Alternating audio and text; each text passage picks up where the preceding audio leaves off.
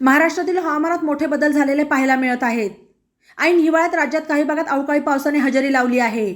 सोमवारी 8 जानेवारीला कोकणासह उत्तर महाराष्ट्राला अवकाळी पावसाने झोडपले।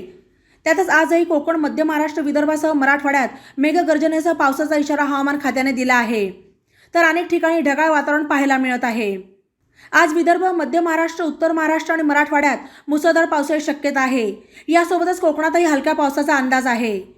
हवामान विभागाकडून नाशिक, जळगाव, छत्रपती संभाजीनगर, अहमदनगर, पुणे, सातारा, जालना जिल्ह्यांना पावसाचा येलो अलर्ट जारी करण्यात आला आहे। तो उर्वरित राज्यात अनेक ठिकाणी ढगाळ वातावरण पाहायला मिळणार आहे। दरम्यान राज्यात गुरुवारपासून पुन्हा एकदा थंडीचा जोर वाढणार आहे।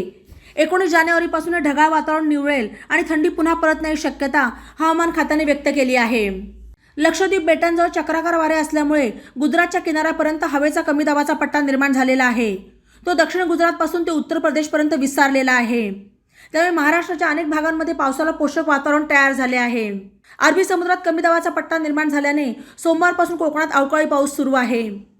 रत्नागिरी आणि सिंधुदुर्गात मुसळधार पाऊस झाला, त्यामुळे शेतकऱ्यांची चिंता वाढली। ऐन फुलोऱ्याला आलेली आंबा आणि काजू पिके धोक्यात आली आहेत, तर काजू पिकाला आलेला मोहोर गळून पडण्याची भीती शेतकऱ्यांना वाटत आहे।